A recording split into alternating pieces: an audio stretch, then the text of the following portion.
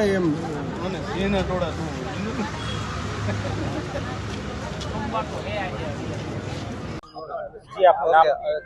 મારું નામ દિલીપભાઈ પનારા, હું માર્કેટિંગ યાર્ડનો ડિરેક્ટર છું તથા વેપારી છું.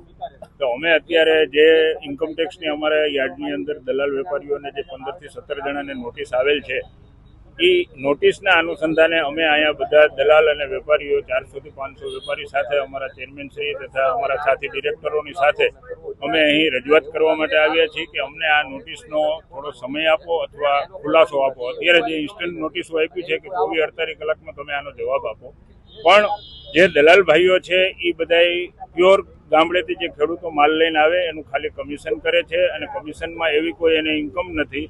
અને નોટિસો 90 લાખથી લગાડીને 4 કરોડ સુધીની નોટિસો આવી છે.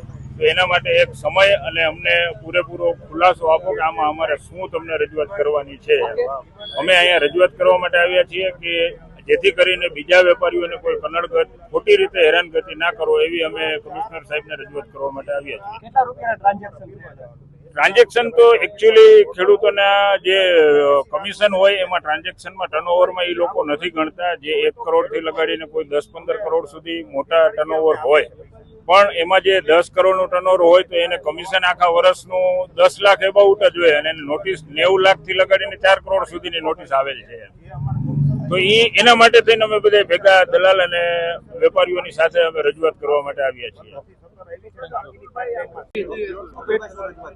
રાજકોટ માર્કેટિંગ યાર્ડના 500 થી 550 વેપારીઓ દુકાન ધરાવતા હોય છે અને એને 15 થી 17 વેપારીઓને ગઈકાલે અને 2-3 દિવસમાં આયકર વિભાગ દ્વારા ઇન્કમટેક્સમાંથી જે નોટિસો મળી છે એ નોટિસના અનુસંધાને આજે રાજકોટ માર્કેટિંગ યાર્ડના 300 થી 350 વેપારીઓ અત્યારે ઇન્કમટેક્સના ઓફિસને આવેદનપત્ર દેવા માટે આવ્યા છે. કારણ કે આ જે લોકોએ આકારણી કરી અને જે અમારી ઇન્કમ નથી એ લોકોએ ઇન્કમ ગણી અને અત્યારે અમને નોટિસ ફટકારવામાં આવી છે, એના અનુસંધાને રાજકોટ માર્કેટિંગ યાર્ડના તમામ વેપારીઓ સાથે રાખી અને અમે આવેદનપત્ર દેવા આવ્યા છીએ.